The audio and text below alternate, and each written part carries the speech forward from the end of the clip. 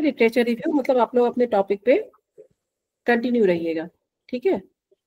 कुछ क्लास और कर लेते हैं हम लोग, उसके बाद फिर लिटरेचर रिव्यू का फिर से हम एक बार ये करेंगे। लेकिन आप लोग देखते रहिए लिटरेचर रिव्यू, मतलब जो भी पेपर आपके पास है, जो भी दिक्कत आ रही है आपको पेपर पढ़ने में या जो भी समझ में नहीं आ रहा है, तो एक बार हम क्लास में भी डिस्कस कर लिया करेंगे। मेरा रेडी है मैडम। आपका रेडी है? यस। अच्छा ठीक है, तो हम ऐसा करते हैं, इस हफ्ते तक जो है जो कमिंग मंडे है ना हमारा, ठीक है, हम उस दिन जो है मतलब कम से कम एक दो लिटरेचर रिव्यू करके आप रखिए। मैंने पास दिया था ना होमवर्क आपको। एक दो चीजें पूछनी थी आप। हाँ हाँ पूछिए। जैसे मेरा रिसर्च ना मैंने लिया है, मैं भी रिसर्च खोलता हूँ। मेरा रिसर्च का टॉपिक है designing validation and feasibility of integrated approach of Heartfulness meditation and yoga protocol IAHFNM and YP for hypertensive participants. तो इसके 5-6 तो ऑथर हैं, पूजा सिंह, वेरोनिक निकोली, योगेश पाटिल, ये सारे लोग इन्होंने रिसर्च किया था, इन्होंने भी PhD की थी इसी टॉपिक पे। और ये है ईयर है 4 जुलाई 2024 का। टाइटल ऑफ स्टडी मैंने वही लिखा है जो एज इट इज है, मतलब डिजाइन कर रहे हैं, फ्रेमवर्क तैयार कर रहे हैं और उसकी रूपरेखा कर रहे हैं, गुणवत्ता की जांच कर रहे हैं, वैलिडेट कर रहे हैं उसे। और फिजिबिलिटी में उसके मतलब हम चेक कर रहे हैं कि क्या इसकी इस रिसर्च को करने की संभावना है संपन्न होने की सही तरीके से, तो इसकी भी हम जांच कर रहे हैं साथ में। तो ये है कि डिजाइनिंग वैलिडेशन फिजिबिलिटी और इंटीग्रेटेड अप्रोच के साथ। इंटीग्रेटेड अप्रोच मीन तीनों तरह से इनकी जो भी प्रॉब्लम्स आते हैं उनके सॉल्यूशन के साथ। अप्रोच मतलब तीनों, डिजाइनिंग होगा, वैलिडेशन होगा, फिजिबिलिटी के साथ हमें ये रिसर्च कंप्लीट करना है। और करना क्या है, heartful meditation and yoga protocol में और हाइपरटेंसिव पार्टिसिपेंट के लिए, जो बोले जिनको हाइपरटेंसिव डिसऑर्डर है उनके लिए। और पर्पज मैंने लिखा है यहाँ पे। अच्छा, अब मैं आ जाता हूँ डिजाइनिंग और वैलिडेशन पे। तो मॉड्यूल जो है ये डेवलप किया गया हार्टफुल इंस्टीट्यूट इन हैदराबाद ने, और इसको वैलिडेट किया है department of medicine at MGM medical college and hospital Navi Mumbai में। और उनकी जो है उन्होंने महसूस किया कि जो है ये एक वेलनेस इंस्टीट्यूट है, हार्टफुल इंस्टीट्यूट हैदराबाद वाला जो वेलनेस इंस्टीट्यूट है, और ये एक मेडिकल कॉलेज है। तो इन्होंने सजेस्ट किया कि कोलैबोरेशन होना चाहिए वेलनेस इंस्टीट्यूट के बीच में, और इस तरह से ही एक टीम के साथ, मतलब एक मेडिकल जो वैलिडेट करेगी एक किसी इंस्टीट्यूट के साथ, और हमें बहुत सारे रिसर्च करनी चाहिए। इसमें जो है 40 एक्सपर्ट्स इन्वॉल्व किए गए, जो है उसकी तरफ से थे, हार्टफुल मेडिटेशन की तरफ से एंड मेडिकल कॉलेज की तरफ से। कंटेंट वैलिडिटी चेक करने के लिए हमने जो कंटेंट वैलिडिटी रेशियो चेक किया, फिर ICVI चेक किया, कंटेंट वैलिडिटी रेशियो मींस जो मेजर करता है कि जो टेस्ट हम कंडक्ट कर रहे हैं, कंटेंट जो है वो कितना वैलिड है, ठीक है। And ICVI item level content validity index भी चेक किया हमने, और उसके साथ मैंने चेक किया SCVI skill level content validity भी चेक की है। और इनका जो है कुछ मेजरमेंट है कि मतलब मैक्सिमम कितना होना चाहिए, जैसे ICVR का जो 0.78 होना चाहिए कम से कम रिजल्ट, तो हम ये मतलब ये अच्छी पॉसिबिलिटी दिखाते हैं, हम रिसर्च कर सकते हैं। SCVI में 0.80 स्केल इसका, और SCVI एवरेज का 0.90 हायर है। एंड रिलायबिलिटी है, मतलब एक तरह से पायलट स्टडी है। पायलट स्टडी मींस किसी बड़े प्रोजेक्ट पे काम करने से पहले हम एक छोटा प्रोजेक्ट या छोटा सैंपल साइज लेके एक टेस्ट करते हैं उस पे, कि हम जितने भी टूल्स अप्लाई कर रहे हैं इसमें, जिस तरह जो फ्रेमवर्क हमने किया है तो वो ठीक है या नहीं है, तो इससे पता चल जाता है। एक तरह से पायलट स्टडी है। एंड फिर इसमें लिखा है सैंपल साइज इस्तेमाल किया गया है, और इसमें इंट्रोडक्शन में लिखा है कि ये जो है NCD जो डिसीज है, नॉन कम्युनिकेबल डिसीजेज है, वो इंक्रीजिवली ग्लोबली बढ़ रहे हैं। नॉन कम्युनिकेबल डिजीजेज मीन जो किसी बैक्टीरिया वायरस की वजह से नहीं होती, और ये कह रहा है 74% जो है डिजीज जो है नॉन कम्युनिकेबल डिजीजेज हैं। तो ये डिजीज भी उनमें से एक है जिसमें हम हाइपरटेंशन की बात है, ये किसी वायरस से नहीं होती है ना। तो इसका जो है ये साथ में ये भी बता रहा है कि 70% ऑफ डिजीज 94 हर साल जो 9.1 मिलियन डेथ्स होती हैं इस डिजीज से।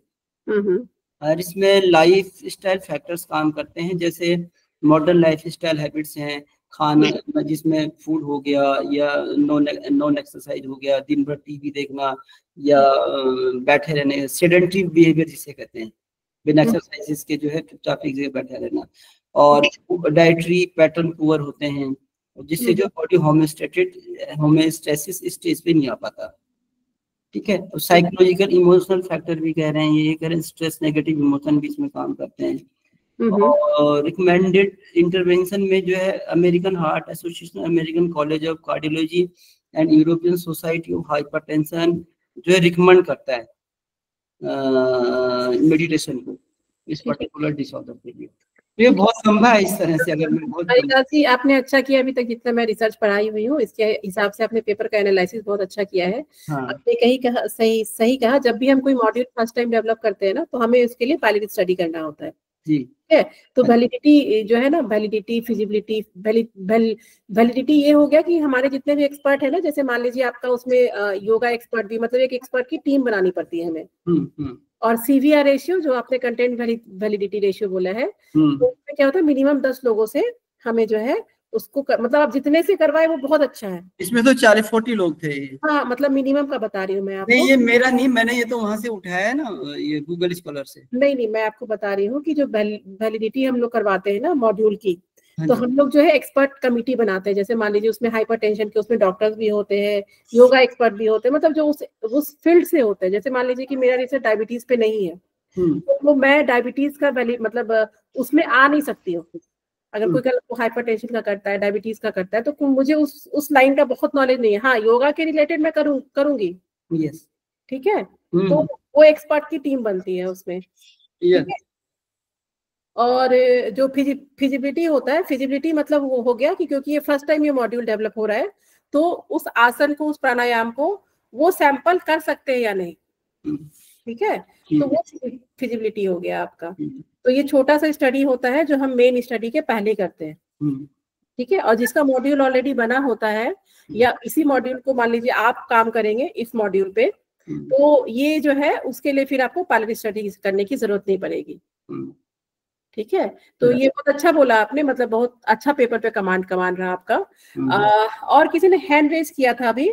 Thank you ma'am. Evidence based opportunity क्या होता है, मैं ये पूछ रहा था। Evidence based opportunity. Evidence based opportunity, जी मैम। अपॉर्चुनिटी नहीं होगा, कुछ और होगा वर्ड, आप देखिए मैम। अपॉर्चुनिटी में कहाँ पे है ये वर्ड, मतलब आप मुझे पूरा सेंटेंस बताएंगे तो मैं बता पाऊंगी आपको। ऐसे तो देखिए एविडेंस बेस होता है कि जिसकी एविडेंस मतलब कि जैसे कि मान लीजिए आपका कोरोना ही आया, ठीक है, मतलब एविडेंस मतलब एक मुझे पूरा सेंटेंस पढ़ के बताइए तो फिर मैं आपको बता पाऊंगी कि वहां क्या मतलब है इस चीज का। मैं बता रहा मैम।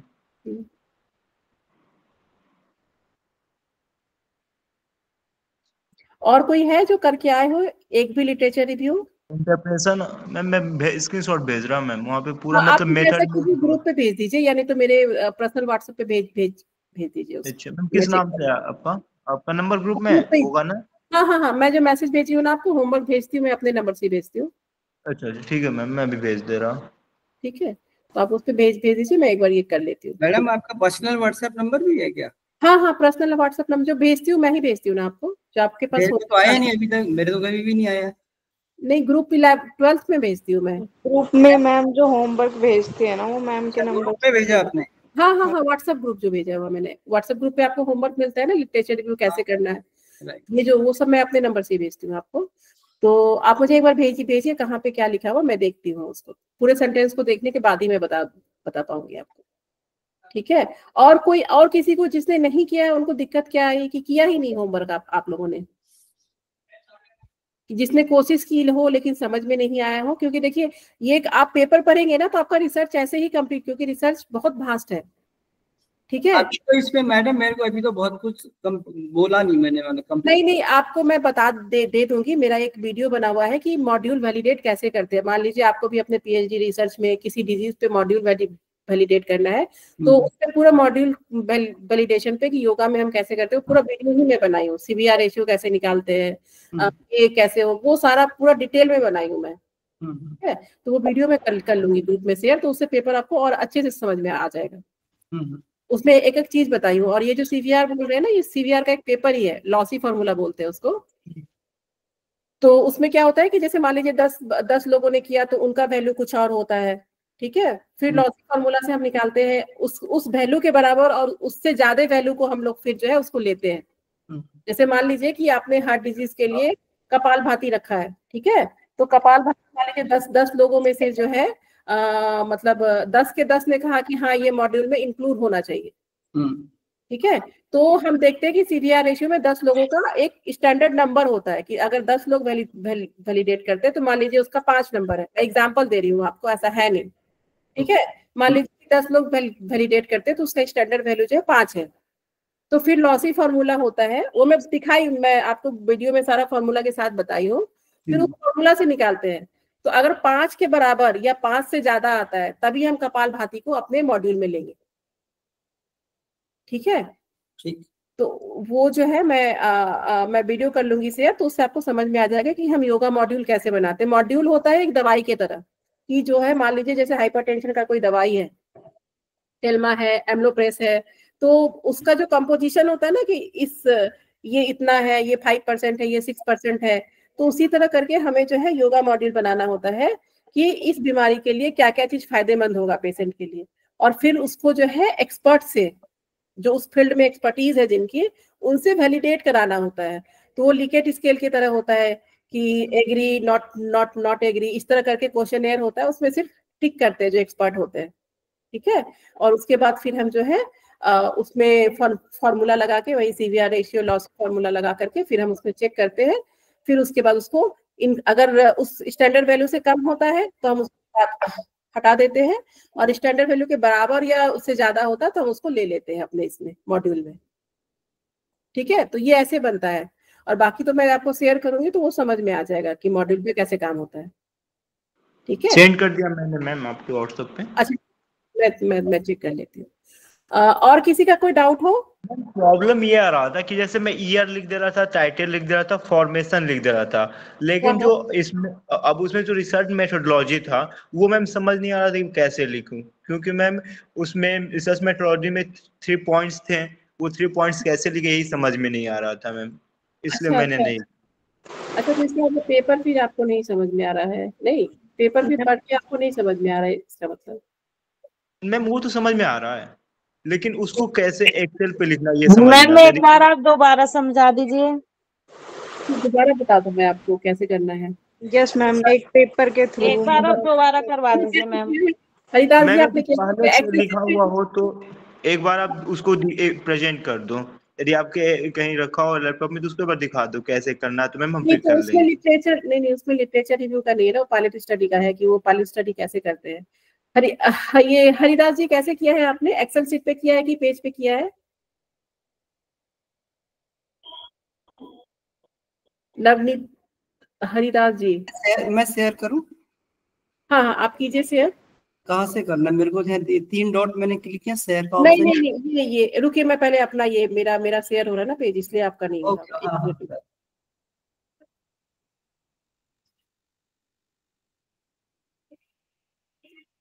ये जो प्रेजेंट नाउ आ रहा है ना, ये हाँ स्माइली के बगल वाला जो हाथ और स्माइली के बीच वाला जो एरो आ रहा है, उस पर आप क्लिक कीजिए। हाँ। अब उसमें इंटायर स्क्रीन पे क्लिक क्लिक कीजिए, शेयर इंटायर स्क्रीन। शेयर तो पूछ ही नहीं रहा है तो एंटर। नहीं, आप एरो पे कर रहे होंगे ना, तो शेयर स्क्रीन का ऑप्शन आ रहा होगा।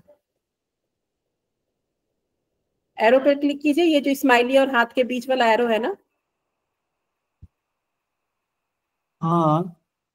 उस पर क्लिक किया आपने? कैप्शन। नहीं नहीं, आप हाँ ठीक। ये कैंसिल कर, यहाँ शेयर तो शेयर ऑप्शन है तो सही, लेकिन ये एक्टिव नहीं है, कैंसिल वाला नहीं नहीं नहीं, आप उस पर क्लिक कीजिए, शेयर स्क्रीन जहाँ पे ना, उसको इंटायर स्क्रीन का ऑप्शन आ रहा होगा, उसको क्लिक कीजिए। हाँ एंटर कर दिया मैंने, तब भी नहीं, उसको क्लिक करके उसके बाद फिर कीजिए शेयर। हाँ शेयर कर रहा हूँ, लेकिन शेयर एक्टिव नहीं है ऑप्शन जो है। नहीं तो फिर आपका उस पर क्लिक नहीं हो रहा होगा। नहीं कैंसिल वाला एक्टिव है, ये देखो कैंसिल कर दिया मैंने, कैंसिल वाला। एक मिनट रुकिए, मैं बताती हूँ आपको। आपके पास जब आप खोलेंगे ना, ठीक है, अभी मैं आपको बताती हूँ। आपने जैसे क्लिक करेंगे, इंटायर स्क्रीन का आपके पास ऑप्शन आएगा। हाँ ये मैंने क्लिक कर दिया, ठीक है। इंटायर स्क्रीन पे क्लिक करके उसके बाद फिर जो आप स्क्रीन शेयर कर रहे हैं ना, फिर आपको ठीक है मैंने स्क्रीन ठीक आ गया। हाँ आ गया आपका।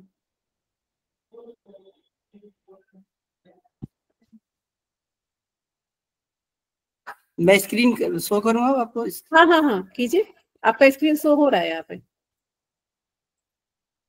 ये है मैंने अपना, अच्छा आपने वो कॉलम नहीं बनाया? हाँ, ये पेपर बना रहे हैं आप तो। ये है मेरा, ठीक है।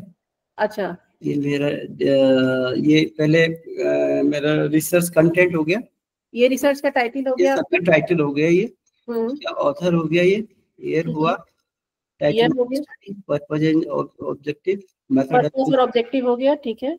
हाँ अभी यहाँ नीचे डायरेक्ट आता हूँ, यहाँ से मैंने स्टार्ट किया ये एब्स्ट्रैक्ट में जाके। सबसे पहले डिजाइन और वैलिडेशन के बारे में बताया क्या है, फिर एक्सपर्ट रिव्यू, इसमें 40 लोग थे इन्वॉल्व थे जो कंटेंट को रिव्यू कर रहे थे, एंड स्क्रूटनाइज कर रहे थे प्रोफेशनल, अलग अलग डिफरेंट एरियाज दिखा उसमें। कंटेंट वैलिडिटी के बारे में बताया मैंने, रिलायबिलिटी बताया, ये पायलट स्टडी है। और ये जो है बताया इसमें एनसीडी के बारे में कि ये किस तरह से खतरनाक तरीके से बीमारियां जो है। एक मिनट, ये जो आपको बनाना है ना, ये कॉलम के वाइज बनाना है, ठीक है। वो मेरे से डिजाइन नहीं हो, मतलब मैं व्हाट्सएप पे भेज नहीं पा रही थी और पीडीएफ बहुत का ओपन नहीं होता है। आपको पहले कॉलम बनाना है ऑथर का, फिर उसके बाद जैसे, इसीलिए मैंने कहा था एक्सेल सीट पे अगर नहीं है तो कॉपी में कॉलम बनाना है, लाइन खींच के बनाना है आपको। अच्छा मैं बना लूंगा। हाँ पूजा जी बताइए। मैंने व्हाट्सएप किया है, मुझे प्रॉपर वो करना तो नहीं आया, मतलब वो समझ में नहीं आया। आप मुझे वो देख के एक बार बता दीजिए कि आप लोग ऐसा कीजिए, आप लोग सब लोग जो है ना, मुझे एक ही आप लोग लिटरेचर रिव्यू कीजिए। डेटा भी है मैडम मेरे इसमें, ये देखिए डेटा भी। एक मिनट हरिदास जी, ये जैसे आपका कॉलम बना हुआ है ना, देखिए ऊपर कीजिए, नीचे नीचे नीचे नीचे नीचे,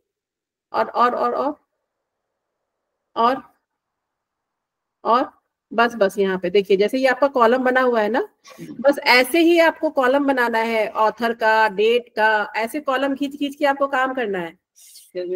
ये डायरेक्ट नहीं देना है, ऐसे डायरेक्ट मैं बना लूंगा इसमें, ठीक है। तो ये कॉलम बना के आपको लिटरेचर रिव्यू करना है। मुझे आप लोग कल तक भेजिए, मेरे पर्सनल व्हाट्सएप पे ही भेजिए, और मैं आपको फिर बताऊंगी कि सबने क्या क्या गलती की है।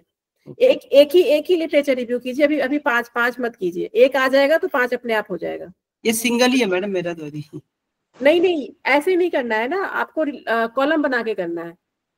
एक्सेल शीट पे करना है, एक्सेल शीट मैंने कहा था, मैं शो कर रही हूँ लैपटॉप में। एक्सेल के मतलब फॉर्मेट सही होना चाहिए ना, चाहे आप वर्ड में बना लो चाहे एक्सेल में बना लो।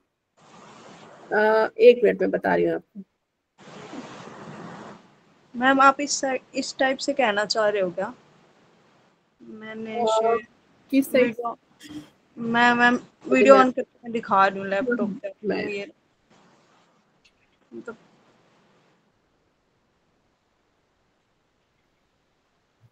शो हो रहा है मैम? हाँ सो तो हो रहा है। आप मुझे एक बार भेज दीजिए व्हाट्सएप पे, फिर मैं बताती हूँ। आप लोग एक एक करके भेजिए, ठीक है। आपको कॉलम बनाना है, जैसे एक्सेल शीट पे कॉलम बना, अगर एक्सेल शीट पे कर सकते हैं तो वेल एंड गुड, तब तो कोई बात ही नहीं है। लेकिन अगर किसी के पास लैपटॉप नहीं है तो आपको एक कॉपी ले लीजिए, कॉपी में कॉलम कीजिए, एक कॉलम बनाइए ऑथर का, एक कॉलम बनाइए डेट का। जैसे मैं आपको लिख के भेजी ना व्हाट्सएप पे, उसको कॉलम बना के लिखना है। लिटरेचर रिव्यू उसी तरह करते हैं। जैसे मैम वो जो एक से ज्यादा जैसे ऑथर होते हैं और वो सारे मतलब मेंशन करने हैं, या एक ही नाम मेंशन कर देखिए अगर बहुत सारे हैं ना तो उसको एटॉल कर दीजिए, ईटी करके जो है उसमें भी लिखा होता है ये रिसर्च पेपर में। अगर बहुत सारे हैं तो उसमें फिर एक का लिखिए जो मेन ऑथर होता है। जैसे मान लीजिए मैं रिसर्च कर रही हूँ, मेरे साथ और जो है 4 लोग हैं, तो मेन ऑथर जो हुआ ना वो मैं हूँ, मनीषा, और जो 4 ऑथर है वो जो है यानी तो गाइड होंगे यानी तो को गाइड होंगे। मैम फिर नाम लिखने में क्या प्रॉब्लम है जब सबका कंट्रीब्यूशन है उस प्रोजेक्ट में? नहीं, मैं कह रही हूँ कि आपको मैं देखना, वैसे ही कह रहा हूँ मैं, वैसे जनरल कह रहा हूँ। हाँ, आप लोग को आया कि नहीं आया, तो इसीलिए मैं कह रही हूँ कि आप लोग सिंगल मुझे व्हाट्सएप कीजिए, ठीक है? तो मुझे समझ में आ जाएगा कि आपको कहाँ नहीं समझ में आ रहा है। तो आप लोग को बस जैसे आपको स्क्रीन दिख रहा है ना, जैसे नवनीत जी का हो गया कि पहला हो गया आपका, पहला क्या था? पहला ऑथर का था आपने, पहले ऑथर का था, तो फिर एक कॉलम बना लिया ऑथर का। फिर पूजा भारती जी में बना लिए एक कॉलम इसका। और ठीक है, पहला बनेगा आपका सीरियल नंबर 1, मतलब पहला आपका। फिर रिसर्च टाइटल क्या है, फिर दूसरा में फिर जो है रिसर्च टाइटल क्या है, ऑथर कौन है, ईयर कौन है, इस तरह करके पहले आप सीरियल नंबर बनाइए। सबसे पहला कॉलम जो बनेगा आपका सीरियल नंबर 1 2 3 4, जैसे मैंने 5 तक बोला है ना आपको करने के लिए, तो 5 तक का बन गया। तो कल मुझे एक पहला भेजिए आप लोग, तो फिर मैं देखती हूँ कि आपको कहाँ नहीं समझ में आ रहा है। जिनके पास लैपटॉप नहीं है वो पेपर में अपना कॉलम बनाइए और उसके बाद फिर मुझे वो फोटो क्लिक करके भेजिए आप। बस मुझे देखना है कि आपको समझ में आया है या नहीं आया। फिर अगर जिनको नहीं आया होगा तो फिर मैं क्लास में आपको प्रैक्टिकली बताऊंगी कि कैसे करते हैं इसको, ठीक है? लिटरेचर रिव्यू समझना बहुत जरूरी है, इससे आपको पेपर समझ में आएगा, रिसर्च ज्यादा क्लियर होगा फिर आपको समझने में, ठीक है? मैम आज एक पेपर जैसे प्रॉपर उस पे जाके रिव्यू करके ओपन करके बता सकते हैं क्या?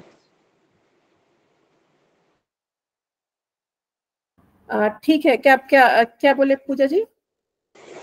जैसे वैसे तो ट्राई किया है मैम बनाने का एक्सेल सीट पे, लेकिन ना मैं ऐसे पर्पस ऑब्जेक्टिव का ना मेन ऐसे समझ नहीं पा रही कि जो प्रॉपर एक पॉइंट लेना है ना और ऑथर का लेना है तो बहुत सारे हैं, तो उसका वो एग्जैक्ट मतलब किसका नाम? अभी ये जैसे बहुत सारे ऑथर आ रहे हैं ना, तो आप पहला ही ऑथर लेके चलिए, फिर मैं बताऊंगी उसको कैसे लिखते हैं, ठीक है? आप पहला ही ऑथर लेके चलिए, फिर मैं कल के क्लास में आपको बता दूंगी। ये सब आप पॉइंट रखिएगा कि लिटरेचर रिव्यू में आपको ये दिक्कत आ रही है, तो कल मैं आपको एक एक करके बताते चलूंगी। और मैं व्हाट्सएप पे आपको एक एग्जाम्पल भी भेजी हूँ कि आपको लिटरेचर रिव्यू कैसे करना है। एक्चुअली उसमें टेबल बन नहीं पा रहा था, तो मैं इसीलिए आपको 1 2 3 करके भेजी हूँ। यस मैम, वो तो देख लिया था।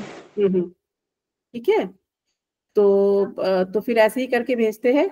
और आज हम क्लास में एक बार आर्टिकल पढ़ लेते हैं, रिव्यू आर्टिकल कितने तरह के होते हैं पेपर के बारे में ये, ठीक है? और उसके बाद कल फिर हम इस क्लास को कंटिन्यू कर लेंगे। कल फिर मैं आपको प्रैक्टिकली बता दूंगी कि एक्सेल सीट पे कैसे करते हैं पेपर के साथ, अगर मैं देखूंगी। लेकिन हाँ, सब लोग शेयर जरूर कर लीजिएगा एक बार, ठीक है? अलसी, आपको कुछ कहना है? किसको? मैम जो हाँ बोलिए। मैम जो relevance to current research conclusion होगा। क्या करंट रिसर्च? मैम जो आपने एक लास्ट पॉइंट बनाया था 8 रिलेवेंस टू करंट रिसर्च, हाँ, तो उसका मतलब रिसर्च पेपर के अकॉर्डिंग कंक्लूजन जो निकलता है रिसर्च पेपर का वो कहलाएगा? नहीं, रिसेंट रिसर्च पेपर तो आपका हो गया ना, कि जो 5 साल तक का जो रिसर्च होता है, जब हम अपने आप रिसर्च करेंगे ना, तो आपके पेपर में जो आप रेफरेंस देते हैं ना, वो 5 साल से ज्यादा का नहीं होना चाहिए, क्योंकि 5 साल पहले जो हो चुका होगा उससे तो और आगे बढ़ चुका होगा ना वो रिसर्च। ये कहा था मैंने। मेरा मतलब ये है कि जो रिलेवेंस निकलता है किसी रिसर्च पेपर का, हाँ, तो वो कंक्लूजन कहलाता है, जो निष्कर्ष रहता है। हाँ, वो कंक्लूजन, वो डिस्कशन और कंक्लूजन आपको देखना होता है। कंक्लूजन ही मेन होता है आपका कि उस रिसर्च का कंक्लूजन क्या होगा, ठीक है? और कल अच्छा याद दिलाया आपने, कल मैं आपको वो भी दे दूंगी कि मेथड में क्या क्या लिखते हैं, कंक्लूजन में क्या क्या लिखते हैं, जब आप डिस्कशन लिखते हैं तो उसमें क्या क्या उसमें लिखना चाहिए, या पेपर पढ़ने पे क्या क्या मिलता है आपको, वो भी एक बार मैं आपको बता दूंगी। Yes ma'am. तो आप जितना पेपर पढ़ेंगे ना, आपका रिसर्च पॉइंट उतना स्ट्रांग होगा, ठीक है? और रिसर्च उतना जल्दी समझ में आएगा आपको। इसलिए मैं बार बार कह रही हूँ कि नहीं भी समझ में आए तो भी पढ़िए। जब 1 2 बार 3 बार 4 बार नहीं समझ में आएगा, 5वां बार समझ में आएगा, फिर हम डिस्कस करेंगे क्लास में तो वो चीज समझ में आएगा, है ना। मैम जनरल बोलते हैं ना उसको, जो जनरल लिखे होते हैं उन लोगों के, वही पढ़ने के लिए बोल रहे हैं ना मैडम आप? नहीं, जर्नल में पेपर होता है। जैसे मान लीजिए जर्नल का नाम है क्यूरियस, तो क्यूरियस जर्नल में जो है ना बहुत सारे पेपर मिलेंगे आपको। अच्छा। उसमें हाँ, उसमें हजारों पेपर मिलेंगे आपको, तो अलग अलग टाइटल के। तो हमको क्या पढ़ने के लिए बोला मैडम फिर आप? क्या था टाइटल बताइए, कोई टाइटल क्या था रिसर्च का हम लोग का? Effect of meditation effect of meditation on diabetes, ये हम लोगों ने एक ये बनाया हुआ है। तो इसी को लेकर के हम पूरा रिसर्च पढ़ेंगे, इसी एक टॉपिक को, इसी से हमें समझना है। हम इसकी जानकारी इकट्ठा करेंगे मैम, मतलब ये कहना चाह रहा हूँ। बिल्कुल बिल्कुल। कल के पिछला जो प्रीवियस क्लास था उसमें मैं अच्छे से समझाई हुई हूँ। कल मैं आपको आप लोग एक बार शेयर कीजिए लिटरेचर रिव्यू, एक एक करके आप लोग कीजिए शेयर, उसके बाद फिर मैं आपको बताती हूँ कि वो कैसे करते हैं फिर लिटरेचर रिव्यू। कल का क्लास हम रखेंगे प्रैक्टिकली हम कैसे करते हैं, ठीक है। चलिए अब आगे बढ़े, आगे की क्लास कंटिन्यू करें। मैम वो जो मैंने हाँ सेंड किया वो देख लो एक बार। अच्छा, वो जो आपने भेजा है ना? मैम मैंने भी आपको सेंड किया है। अच्छा ठीक है, मैं अभी नहीं देखती हूँ ये। कल के आप लोगों ने जो भी सेंड किया है ना, अभी हम क्लास कर लेते हैं क्योंकि हाफ एन आवर ही बचा है, फिर नेक्स्ट क्लास होगा। इसको मैं कल आपको करती हूँ डिस्कस, ठीक है Saurabh ji? Okay ma'am, okay ma'am. चलिए अभी हम क्लास स्टार्ट करते हैं।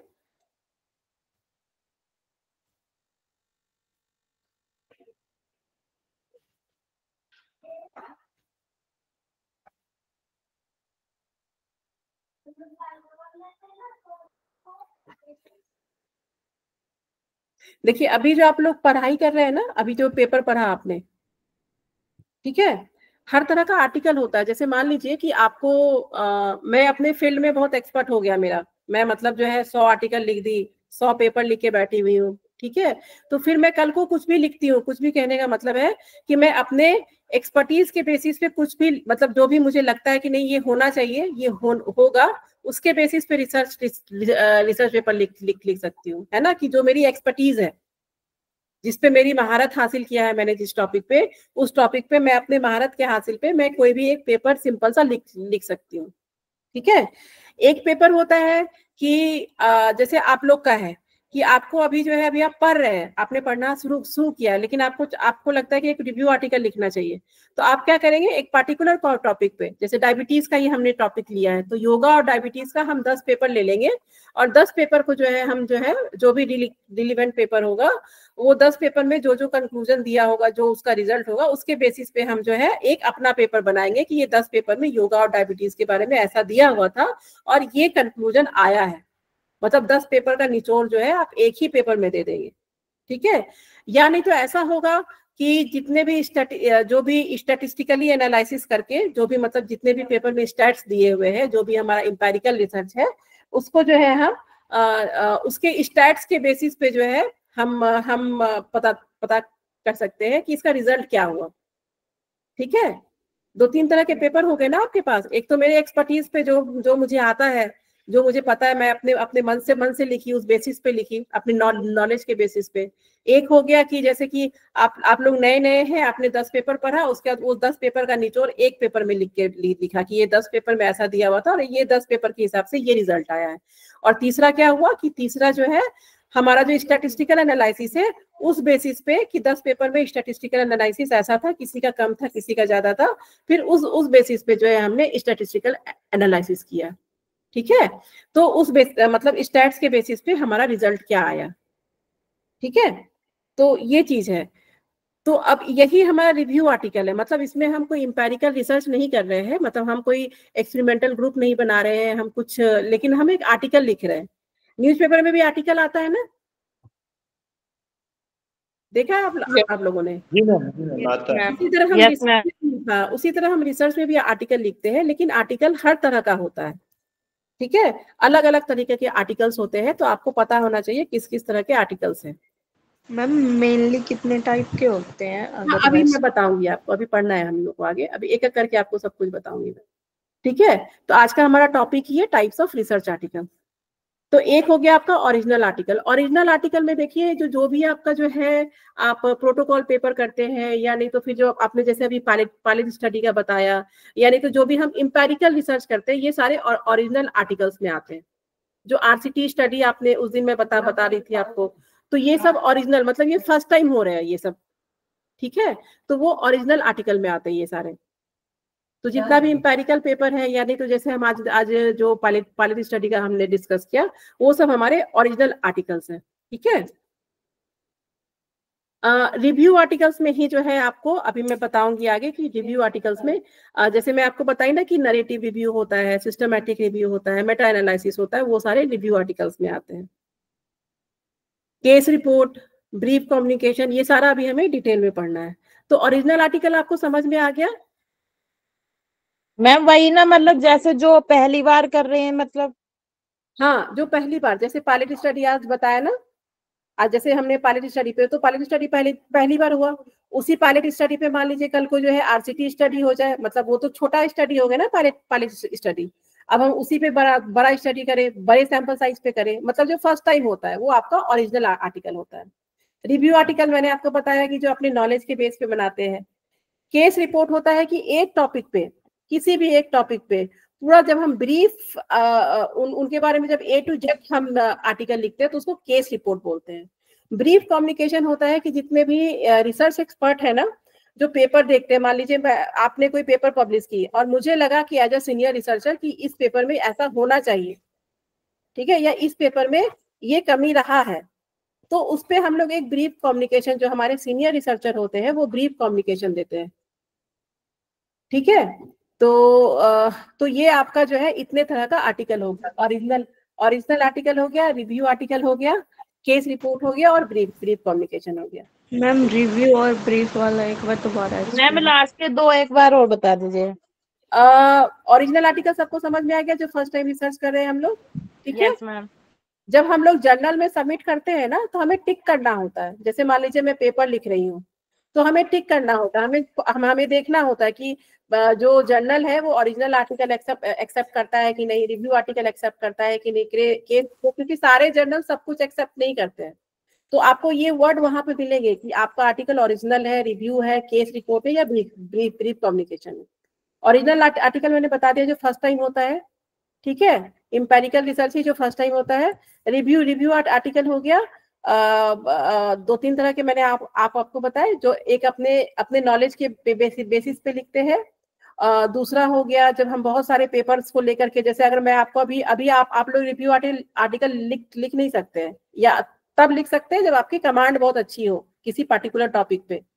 तो हम क्या करते हैं, तो अभी आपको जो है एक सिस्टमैटिक रिव्यू लिखना चाहिए, जैसे कि 10 पेपर हो गया, 10 पेपर में मिला करके सबका निचोड़ एक पेपर में हमने लिख दिया, तो उसको सिस्टमैटिक रिव्यू आर्टिकल बोलते हैं, ठीक है। इसी में एक मेटा एनालिसिस, ये मतलब अभी आगे दिया हुआ है सारा कुछ, ठीक है। केस रिपोर्ट हो गया जब किसी भी चीज के केस रिपोर्ट हो गया, जैसे मान लीजिए कोई भी टॉपिक है किसी के भी ऊपर, हमने मतलब उसके ऊपर ए से लेके जेड तक लिखा, मान लीजिए किसी बच्चे के ऊपर ही, या मान लीजिए किसी हीरो हीरोइन के ऊपर ही, या किसी नेता के ऊपर ही। केस रिपोर्ट का मतलब उनका बचपन से लेकर के उनके जो है, जैसे लाल बहादुर शास्त्री का आपको केस रिपोर्ट बनाना है, तो आपको उनका पूरा शुरू से लेके अंत तक में, उनके डेथ तक में जो है क्या था, कैसे हुआ, कहाँ गए, तास्केंट मूवमेंट हुआ था, फिर वहां पे उनकी डेथ हुई थी, रसिया गए थे, मतलब वो पूरा आपको जो है ना, आपको पूरा डिटेल ऐसे टाइप नहीं होता है ये, मतलब ये गलत वर्ड है, मतलब आपको पूरा उसका डिटेल लिखना होता है केस रिपोर्ट में, ठीक है। ब्रीफ कम्युनिकेशन होता है कि मान लीजिए मैं किसी जर्नल में, आप ही का मान लीजिए आर्टिकल पढ़ी, मुझे लगा कि मुझे जर्नल वाले को बताना चाहिए कि ये जो आपने जर्नल में जो ये आर्टिकल पब्लिश किया है उसमें ये दिक्कत है, या ऐसा होना चाहिए। मतलब जब मैं अपना एक शेयर करती हूँ, एक आइडिया शेयर करती हूँ बीइंग रिसर्चर, कि ऐसा होना चाहिए, ये नहीं है, या ये जो रिजल्ट है वो सही नहीं है, तो उसको ब्रीफ कम्युनिकेशन, ये हम जर्नल के साथ करते हैं किसी पार्टिकुलर आर्टिकल को लेकर के, उसको हम लोग ब्रीफ कम्युनिकेशन बोलते हैं। तो हम मैडम में किसको शेयर करेंगे अगर हम मुझे किसी रिसर्च के बारे में कम्युनिकेट करना है? ब्रीफ जैसे मान लीजिए आज आपने पेपर बोला ना कि मैं पायलट स्टडी किया, मान लीजिए इसमें आपका एक्सपर्टीज होता है, आपको लगता है कि नहीं ये जो पायलट स्टडी हुआ ये सही नहीं हुआ है, तो आप एक जर्नल को मेल लिखेंगे एडिटर को कि आपने जो ये पब्लिश किया है इसमें ऐसे होना चाहिए। तो ये ब्रीफ कम्युनिकेशन पेपर जब आप गूगल स्कॉलर पे भी सर्च करेंगे ना, तो इस तरह का बहुत सारा आपको पेपर मिलेगा, जिसमें जो सीनियर रिसर्चर होते हैं वो अपना आइडिया देते हैं। ठीक है, तो हम जर्नल के जो एडिटर होते हैं उनसे करते हैं। तो मैडम ये ब्रीफ कम्युनिकेशन के जितने भी आर्टिकल है उसके लिए अलग से फिल्टर लगाना पड़ेगा क्या? नहीं, फिल्टर क्यों लगाना होगा? ये जो है ब्रीफ कम्युनिकेशन जो जर्नल है ना, जैसे मैं आपको क्यूरियस का एग्जांपल दी, तो एडिटर होते हैं ना जर्नल के, ठीक है, ये जब पब्लिकेशन का काम एडिटर का होता है, सबसे पहले एडिटर ही आपका पेपर चेक करते हैं। तो मैडम मैं एक सवाल पूछ रहा हूँ प्लीज, कर रहा हूँ आपको पहले बीच में। हाँ बताइए। ब्रीफ कम्युनिकेशन का मैंने बहुत सारे रिसर्च देखे, कोई कहीं भी लिखा हुआ देखा नहीं ब्रीफ कम्युनिकेशन के बारे में, किसी ने मतलब आर्टिकल भेजा। मैं आपको दिखा दूंगी, ब्रीफ कम्युनिकेशन के बहुत सारे पेपर है, आप एक बार सर्च कीजिएगा, और नहीं मिलता है तो कल मैं एक बार आपको पेपर दिखा दूंगी कि ब्रीफ कम्युनिकेशन वो एडिटर के तरह एक लेटर के तरह होता है, जिसमें जो है सीनियर रिसर्चर लिखते हैं कि आपके जर्नल में जो आर्टिकल पब्लिश हुआ है उसमें ये चीज होना चाहिए, या ऐसा होना चाहिए, या फ्यूचर में इस तरह का होना चाहिए। आपको ब्रीफ कम्युनिकेशन वो एडिटर और एक सीनियर रिसर्चर के बीच में होता है, वही सेम। ठीक है, तो ये आपके 4 तरह के टाइप्स ऑफ जो है रिसर्च है, original article, review article, case report और ब्रीफ कम्युनिकेशन। इसको अभी हमें डिटेल में पढ़ना है। तो देखिए, जैसे मैंने आपको बताया था नैरेटिव रिव्यू, ओरिजिनल आर्टिकल आप लोग को समझ में आ गया ना, जो फर्स्ट टाइम हम रिसर्च कर रहे हैं, कोई भी इंपेरिकल रिसर्च कर रहे हैं या कोई भी पायलट स्टडी कर रहे हैं, जो भी हम फर्स्ट टाइम कर रहे हैं वो हमारा जो है ओरिजिनल आर्टिकल में आता है। ठीक है ना मैम? हाँ, आर्टिकल और रिसर्च पेपर में डिफरेंस होता है? देखिए, आर्टिकल रिसर्च पेपर में जो है ना, जो आपका रिसर्च पेपर है इतने सारे आर्टिकल में बटे हुए हैं। जैसे मान लीजिए कि जो है मैं एक एक्सपेरिमेंटल रिसर्च की योगा पे, या मान लीजिए कि आज हमने पायलट स्टडी डिस्कस किया, तो अब इन्हीं चारों में से कोई आर्टिकल होगा वो। ठीक है मैडम, आर्टिकल मीन जो रिसर्च किया गया उस रिसर्च पे हम आर्टिकल लिख रहे हैं, उसके बारे में अपनी राय दे रहे हैं, राय व्यक्त कर रहे हैं। देखिए, जब भी आप रिसर्च पेपर लिखते हैं ना, तो ये 4 आर्टिकल के अंदर ही आता है, यानी तो वो ओरिजिनल आर्टिकल होगा, यानी तो रिव्यू आर्टिकल होगा, यानी तो केस रिपोर्ट होगा, यानी तो ब्रीफ कम्युनिकेशन होगा। ठीक है, तो ओरिजिनल आर्टिकल होगा, तो जैसे आज पायलट स्टडी डिस्कस किया तो वो क्या हुआ, और ओरिजिनल आर्टिकल हो गया। आपको याद है मैं सबसे पहले एक पेपर शेयर की थी, मैंने कहा था आप लोग सबको पढ़ के आइएगा, जो आरसीटी की बात हो रही थी जिसमें। जी मैम।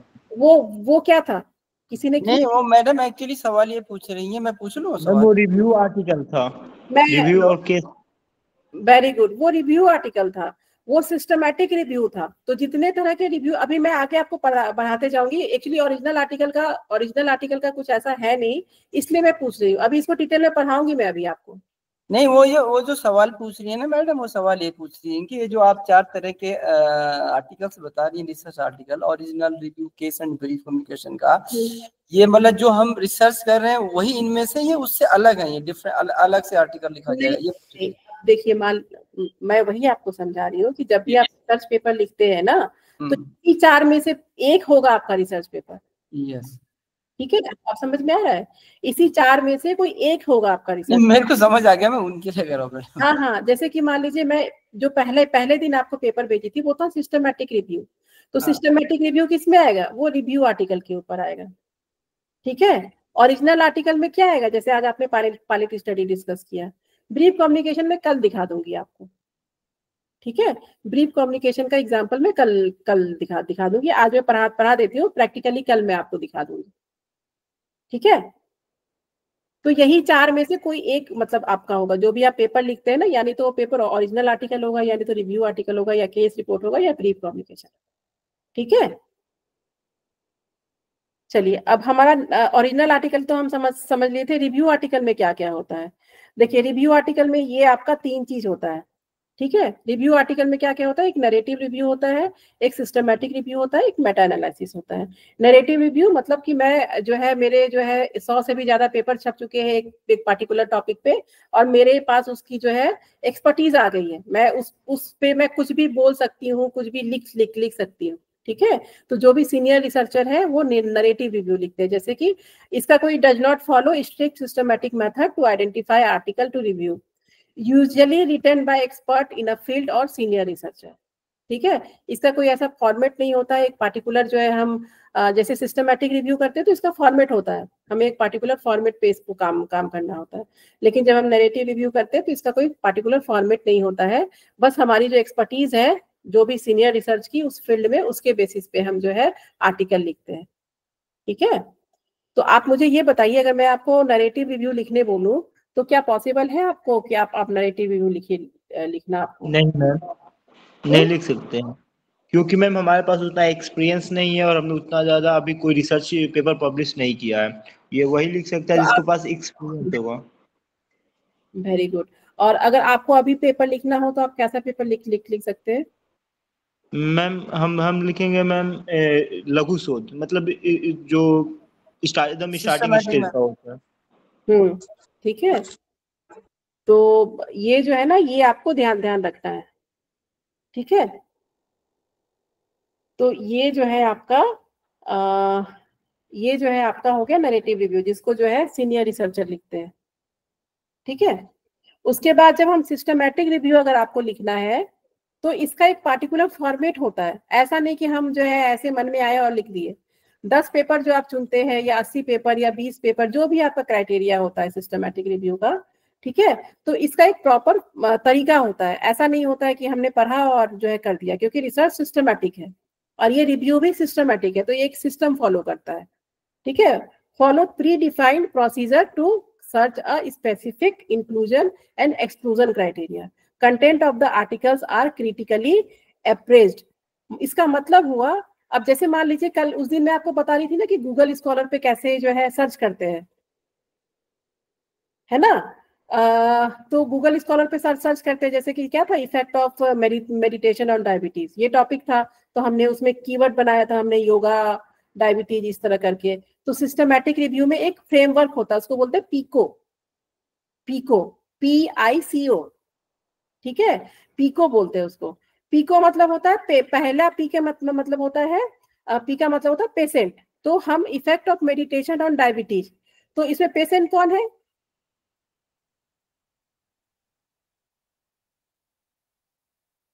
इसमें पेशेंट कौन है? इस पे मैम हम जिसको मेडिटेशन कराएंगे। तो पेशेंट कौन है यहाँ पे? Effect of meditation on diabetes में पेशेंट कौन है? जो डायबिटिक है। पी का मतलब होता है ना, पीको, मैंने कहा ना कि पीको पे सर्च करते हैं, तो हम गूगल स्कॉलर पे जो कीवर्ड बनाते हैं वो पीको के अकॉर्डिंग बनाते हैं। पीको का मतलब हो गया कि हमारे पेशेंट कौन है, तो इसमें हमारे जो ये जो है इसमें डायबिटिक पेशेंट हुए, तो पी का मतलब हो गया पेशेंट। ठीक है। पेशेंट यानी तो पॉपुलेशन की, किस पॉपुलेशन पे हम काम कर रहे हैं। आई का मतलब हो गया इंटरवेंशन। इंटरवेंशन क्या है effect of meditation on diabetes में? इंटरवेंशन क्या है? जो रिजल्ट आएगा। नहीं, इंटरवेंशन आपका योगा है। इंटरवेंशन क्या दे रहे हैं आप उसको, पेशेंट को। ठीक है। तो पेशेंट कौन हो गया हमारा? जो डायबिटिक है। इंटरवेंशन हो गया योगा, तो PI हो गया। सी का मतलब होता है कंपैरिजन। ठीक है। कंपैरिजन, अगर कंपैरिजन कर रहे हैं किसी से उस स्टडी में, तो पी का मतलब होता है कंपैरिजन।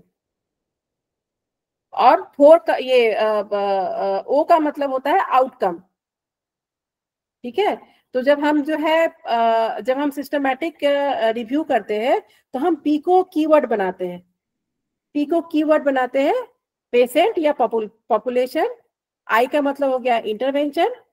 सी का क्या मतलब हुआ?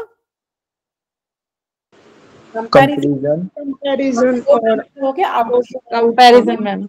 हाँ, तो जब हम सिस्टमैटिक रिव्यू करते हैं तो हम पीको के फ्रेमवर्क में करते हैं। ऐसे सिस्टमैटिक रिव्यू पढ़ना बहुत, मतलब हमारा एक सेमेस्टर सिर्फ सिस्टमैटिक रिव्यू ही पढ़ाया गया था। ये बहुत बड़ा होता है, छोटा सा नहीं होता है, क्योंकि ये सिस्टमैटिक इसका जो है ना, इसका फॉर्मेट होता है, ऐसे नहीं कर सकते। तो एक दिन हम रखेंगे सिस्टमैटिक रिव्यू पेपर पढ़ने के लिए। ठीक है, उसमें मैं पेपर पढ़ के आपको बता दूंगी कि रिसर्चर ने कैसे कैसे सिस्टमैटिक रिव्यू किया है। ठीक है, मेटा एनालिसिस जैसा मैंने आपको बोला कि जो है ये तो सारा पेपर के बेसिस पे होता है, ये होता है आपका स्टैट्स के बेसिस पे। ठीक है, और इसमें जो है जब आपको स्टैट समझ में आएगा रिसर्च का, ठीक है, तो मेटा एनालिसिस आप आराम से कर सकते हैं। मेटा एनालिसिस थोड़ा टफ होता है क्योंकि ये इसमें पूरा स्टैटिस्टिक का यूज होता है, तो आपको इस पे स्टैट पे मास्टरी होना चाहिए इस पे आपको। ठीक है, तभी आप मेटा एनालिसिस कर सकते हैं। तो आपका जो है 3 तरह का रिव्यू है, नैरेटिव, सिस्टमैटिक और मेटा एनालिसिस। ठीक है, ये 3 तरह का रिव्यू हो गया। ओरिजिनल आर्टिकल में क्या क्या था आपका, इसके पहले वाला बताइए आप कोई भी। मैम जो पहली बार कर रहे होते हैं ओरिजिनल रिसर्च मतलब मैम। ठीक है, ठीक है, वो ओरिजिनल होता है। ओरिजिनल से भी थोड़ा सा वर्ड समझ में आ रहा है कि डुप्लीकेट नहीं, मतलब वो दोबारा नहीं हुआ, ओरिजिनल, तो वो उसको ओरिजिनल बोलते हैं हम। ठीक है, और ये रिव्यू में क्या होता है, रिव्यू कितने तरह का रिव्यू पेपर में, तो मैम हम नॉलेज के बेस पर बनाते हैं, जिस चीज की हमें मैम नॉलेज होनी चाहिए। तो वो कौन सा होता है, उस रिव्यू को क्या बोलते हैं, नैरेटिव रिव्यू। नैरेटिव। उसके बाद कौन सा रिव्यू है, सिस्टमैटिक। उसके बाद मेटा एनालिसिस। ठीक है, ये 3 तरह के आपके रिव्यू पेपर होते हैं। कल मैं आपको दिखा दूंगी ब्रीफ कम्युनिकेशन और मेटा एनालिसिस, ये सॉरी सिस्टमैटिक रिव्यू पेपर, इस पे भी हम एक बार लिटरेचर रिव्यू करेंगे। ठीक है, ये देखिए आपको जो है ना, ये आपका जो है लिटरेचर रिव्यू का जो है ये जो है लिटरेचर रिव्यू का जो है मैं आपको दिखाती हूँ। ठीक है, ये मतलब इस बेसिस पे भी कर सकते हैं, जैसे उसका टाइटल क्या है, जर्नल क्या है, ईयर क्या, ये लिटरेचर रिव्यू जैसे मैं उस दिन भेजी थी ना कि आपको क्या क्या फाइंड आउट करना है, तो आप ऐसा कीजिएगा, इसी का कॉलम बनाइएगा आप। ये जो लिखा हुआ है ना टाइटल, जर्नल, ईयर, यही आपको कॉलम बनाना है, लंबा लंबा कॉलम बनाइएगा ऐसे ऐसे। ठीक है, कॉलम बना करके एक कॉलम में टाइटल दे दीजिएगा, एक में दूसरे में जो है जर्नल और ईयर दे दें। सबसे पहला बनेगा आपका सीरियल नंबर 1 2 3 4। ठीक है, फिर दूसरा बनेगा आपका टाइटल का, फिर तीसरा बनेगा आपका जर्नल, ईयर और ऑथर कौन कौन है, फिर उस रिसर्च पेपर का प्रॉब्लम क्या है, किस प्रॉब्लम के ऊपर वो रिसर्च पेपर लिखा गया है, फिर उसमें मेथड कौन सा लगाया गया है, उसके फाइंडिंग्स क्या है, कंक्लूजन क्या है, और आपके हिसाब से उसका रिकमेंडेशन क्या है। ठीक है, ये सही है आपके लिए फॉर्मेट? सही है मैम। ये लिटरेचर रिव्यू का जो है फॉर्मेट है, इसी फॉर्मेट में आप मुझे करके भेजिए। एक लिटरेचर रिव्यू इसी पे करके भेजिए। कितना है टोटल, एक आपका सीरियल नंबर का कॉलम बनेगा, 1 2 3 4 5 6 7 कॉलम बनेगा आपका टोटल। ठीक है, 7 कॉलम में से जो है आपको फिर ये सारी चीज पेपर से फाइंड आउट करके लिखना है। ठीक तो है, मैम ये एक्सेल पे लिखना है या वर्डपैड पे? अगर आपके पास लैपटॉप है तो आप जो है अपना एक्सेल सीट पे कीजिए, या नहीं तो वर्ड पे जो है अपना टेबल बना के कीजिए, या नहीं तो आपके पास अगर लैपटॉप नहीं है तो कॉपी में जो है आप कॉलम बनाइए, और कॉलम बना करके जो है उसमें इस तरह करके आपको लिखना है, title, journal, year, author, problem, method, finding, conclusion, और आपके हिसाब से उसका रिकमेंडेशन क्या होना चाहिए। जैसे मान लीजिए कंक्लूजन बहुत अच्छा हुआ कि जो डायबिटीज के लोग हैं अगर वो मेडिटेशन करते हैं तो उनको बहुत फायदा हुआ, बहुत सिग्निफिकेंट वैल्यू आया, तो हम क्या लिखेंगे कि उसमें जो है जितने भी डायबिटीज पेशेंट है उनके लिए योगा करना मस्ट होना चाहिए, और योगा का सिलेबस, योगा की पढ़ाई पढ़ाना चाहिए, या डॉक्टर्स को भी उसमें मतलब आपके हिसाब से रिकमेंडेशन क्या है उस पेपर को पढ़ने के बाद। ठीक है, तो ये आपके हिसाब से क्या होगा, ये लिखना है। कंक्लूजन में लिखना है कि उस पेपर का कंक्लूजन क्या है। ठीक है, तो ये आप जो है इतना आप करके लाइएगा और मुझे व्हाट्सअप कीजिएगा, ताकि मुझे पता चले कि आपको ये समझ में आ रहा है कि नहीं। पेपर में इतना आपको मिल जाएगा। कोई भी पेपर, कोई भी रिव्यू पेपर पढ़ेंगे तो आपको title, journal, year, author, problem, method, finding, conclusion, recommendation, ये सब कुछ मिलेगा। ठीक है, लिख लिया सबने क्या क्या लिखना है? Yes ma'am. लिख लीजिए एक बार, यस टाइटल मैम। लिख लिया ना, तो इसी पे बेसिस पे आप लाइएगा। हाँ, फिर हम कल क्या करेंगे, एक ब्रीफ कम्युनिकेशन देख लेंगे और एक सिस्टमैटिक रिव्यू पे फिर हम जो है एक बार लिटरेचर रिव्यू कर लेंगे, तो वो ज्यादा समझ में आएगा फिर हम लोग को। ठीक है, ये आज हम नहीं पढ़ेंगे, ये हम एक सिंगल क्लास में पढ़ेंगे। ठीक है, नल हाइपोथेसिस सिग्निफिकेंस टेस्टिंग। उसके पहले मैं आपको वेरिएबल्स पढ़ा दूंगी कि वेरिएबल्स कितने तरह के होते हैं और कौन कौन से वेरिएबल्स होते हैं।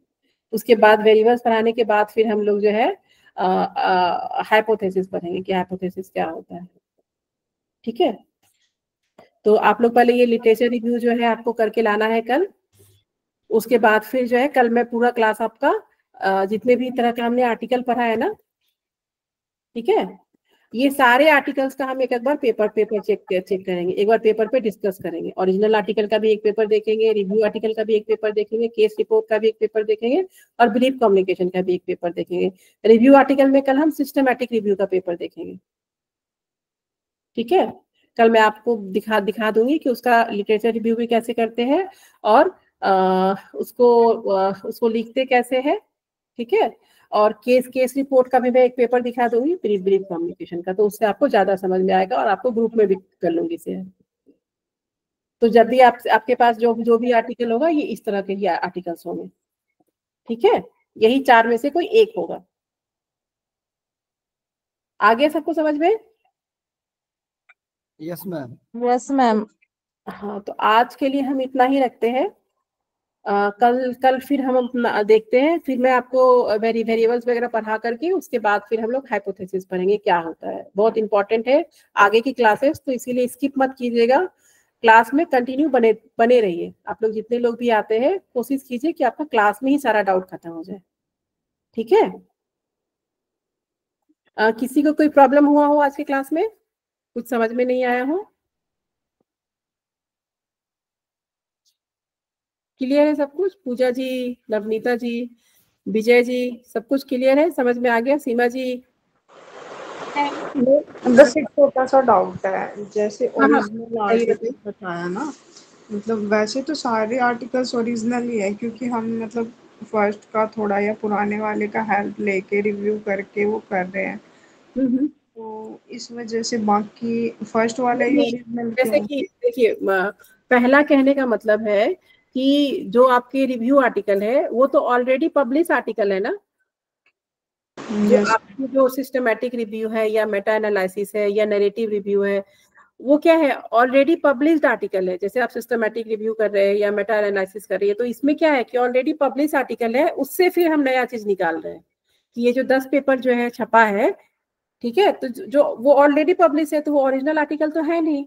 ओरिजिनल आर्टिकल तो वो है जब हम फर्स्ट टाइम पब्लिश, मान लीजिए कि मैं जो है डायबिटीज पे पहला मॉड्यूल बनाई और मान लीजिए फिर से 5 मॉड्यूल बनाई, फिर आपके मन में हुआ कि मैं कौन सा मॉड्यूल बनाऊं और ये 5 मतलब जो है ये योगा बेनिफिशियल भी है कि नहीं, क्योंकि कोई पेपर पढ़ेंगे तो आपको उसमें लिखा होगा कि योगा का बहुत सिग्निफिकेंट रिजल्ट आया, कोई पेपर आप पढ़ेंगे तो उसमें आएगा कि योगा का सिग्निफिकेंट रिजल्ट नहीं आया। ठीक है, ऐसा होता है। तो हम एक सिस्टमैटिक रिव्यू पेपर देखते हैं कि तो उससे हमें पता चलता है कि एग्जैक्टली योगा का क्या है, सिग्निफिकेंट वैल्यू है या नहीं, मतलब सिग्निफिकेंट है कि नहीं डायबिटीज के लिए। तो वो 10 पेपर का, 20 पेपर का, 80 पेपर का, कभी तक 100 पेपर का निचोड़ एक ही पेपर में हम लोग को मिल जाता है, तो फिर उतने पेपर पढ़ने की जरूरत नहीं पड़ती हमें। उसमें लिखा होता है कि 10 पेपर के हिसाब से ये है, 5 पेपर के हिसाब से ये है। कल जब हम सिस्टमैटिक रिव्यू में दिखाऊंगी आपको, तो वो आपको फिर ज्यादा समझ में आएगा, उससे एक पेपर हम लोग डिस्कस कर लेंगे। Okay ma'am. ठीक है, और किसी को कोई डाउट हो? हाँ मैम एक बार नैरेटिव रिव्यू बता दीजिए। नैरेटिव रिव्यू होता है कि जिसकी जिस फील्ड में एक्सपर्टीज होती है ना, जैसे मान लीजिए कि डायबिटीज है, डायबिटीज और योगा के ऊपर मैंने जो है 100 पेपर पब्लिश करा दी, तो 100 पेपर पब्लिश कराने का क्या मतलब है कि मेरा जो है योगा और डायबिटीज पे एक्सपर्टीज आ गया है, मैं उसमें बिल्कुल जो है परफेक्ट हो गई हूँ, उसका नॉलेज मुझे बहुत अच्छा हो गया है ना। तो हम क्या क्या करते हैं कि मैं अपने नॉलेज के बेसिस पे, ठीक है, अपने नॉलेज के बेसिस पे जो पेपर लिखती हूँ उस आर्टिकल पे, मतलब मुझे किसी के पेपर पढ़ने की जरूरत नहीं है, अब मुझे खुद में इतना नॉलेज हो गया है उस टॉपिक पे रिसर्च करके पेपर पब्लिश करा के कि मैं अब पेपर खुद ब खुद अपने नॉलेज के बेसिस पे लिख सकती हूँ। ठीक है, तो तो फिर जब मैं अपने एक्सपर्टीज के बेसिस पे लिखती हूँ तो उसको नैरेटिव रिव्यू बोलते हैं, कि मैं किसी के पेपर को पढ़ी नहीं हूँ लेकिन मुझे खुद का इतना नॉलेज हो गया है कि खुद में इतना एक्सपर्टीज हो गया है मेरे पास कि मैं वो पेपर लिख पा रही हूँ उस टॉपिक पे। अब जैसे होता है ना, एक्सपर्ट एडवाइस लेते हैं हम लोग, केबीसी देखते थे ना, तो उसमें था ना एक्सपर्ट एडवाइस, तो उस फील्ड में उनकी खुद की इतनी एक्सपर्टीज थी कि वो जो है उनको किसी वो लाइफलाइन ही काफी था उनके लिए। उसी तरह जो जिस फील्ड में एक्सपर्ट हो जाते हैं, अब जैसे मान लीजिए कि मैं 5 साल के बाद क्या होगा, 5 साल के बाद मेरा जो टॉपिक है उस पर मेरी एक्सपर्टीज आ जाएगी ना, ठीक है, तो मैं उस टॉपिक पे खुद ब खुद पेपर लिख सकती हूँ, तो उसको हम लोग जो है नरेटिव रिव्यू बोलते हैं। उसके लिए हमें कोई पीको वगैरह सर्च नहीं करना होता, वो मैं अपने नॉलेज के बेसिस पे लिख रही हूँ, ठीक है। मैम ये पॉलिक रिपोर्ट क्या होता है? आपने पॉलिक क्या बताया था जो फर्स्ट टाइम मतलब हम पढ़ते हैं? Case report. केस रिपोर्ट वो जो नवनीत हरिदास बता रहे थे उसमें आपने पी से कोई वर्ड यूज किया था रिपोर्ट कि मतलब वो फर्स्ट टाइम पढ़ते हैं। PICO pilot study. हाँ, ये क्या होता है मैम? पायलट स्टडी होता है, जैसे मान लीजिए कि जो है ना, मेरा भी एक पायलट स्टडी है मेरे टॉपिक पे, अभी पब्लिश नहीं हुआ है, पब्लिकेशन में है वो। तो उसमें क्या है ना कि जब भी हम फर्स्ट टाइम किसी चीज का मॉड्यूल डेवलप करते हैं तो हमें एक पायलट स्टडी करना होता है, एक छोटा स्टडी, मतलब बड़े स्टडी जो मेरा रिसर्च है, तो उसमें क्या होता है कि एक छोटे स्टडी को जो है, मतलब एक बड़े स्टडी को करने के पहले, बड़े सैंपल साइज करने के पहले हमें एक छोटे सैंपल साइज पे करना पड़ता है, ठीक है, कि वो मतलब फिजिबल है। कि जैसे एक डेमो क्लास होता है ना, जैसे मान लीजिए कि मैं आपकी रिसर्च टीचर हूँ, आपको पहला क्लास बहुत अच्छा लगा, मेरा पहला डेमो बहुत अच्छा लगा, तब फिर जो है मुझे क्या होगा, फिर आगे की क्लास मिलेगी। तो उसी तरह हम जब रिसर्च करते हैं तो पहले हम एक छोटा स्टडी करते हैं कि उस छोटे स्टडी से किसी को कोई दिक्कत तो नहीं हो रहा है, मतलब जो मैं की हूँ उससे कोई प्रॉब्लम तो नहीं हो रहा है, वो सक्सेसफुल है ना वो, और उसको छोटे सैंपल साइज पे करते हैं। जैसे मान लीजिए मेरा एक्सपेरिमेंटल रिसर्च का सैंपल साइज है 100, लेकिन मेरे पायलट स्टडी का सैंपल साइज है 11, ठीक है। तो जो छोटा स्टडी करते हैं हम लोग पहली बार, उसको हम लोग पायलट स्टडी बोलते हैं, मेन स्टडी करने के पहले। जैसे कोविड वैक्सीन लगाने से पहले मैम जो मतलब छोटे लोगों पे जांच किया गया था, कम लोगों पे, हाँ, पायलट स्टडी बोल सकते हैं। बिल्कुल बिल्कुल बिल्कुल, ठीक है, आ गया समझ में। अच्छा, चलिए अब ये आपका कुछ अल्फिया आपका कोई क्वेश्चन है? मैम जैसे कि अपन थ्योरेटिकल रिसर्च पेपर लिखते हैं तो वो कौन से आर्टिकल के अंदर आता है? देखिए, थ्योरेटिकल और उसमें कंफ्यूज मत होइए, कल मैं आपको ये बताऊंगी। थ्योरेटिकल चीज अलग है और आपका रिव्यू आर्टिकल अलग है, ठीक है, उसको मैं आपको कल क्लियर कर दूंगी, अभी टाइम हो गया है, ठीक है, तो कल हम इस पे डिस्कस करते हैं। बाकी कोई भी कंफ्यूजन होगा कल पहले हम डिस्कशन करेंगे, उसके बाद ही फिर क्लास आगे बढ़ेगी, ठीक है। चलिए आज क्लास यहाँ पे ओवर करते हैं। सर आ गए हैं, जितेंद्र जी। हाँ जी मैम। हाँ, ठीक है, चलिए मैं एग्जिट करती हूँ फिर, ठीक है जी मैम, रिकॉर्डिंग ऑफ कर दीजिएगा।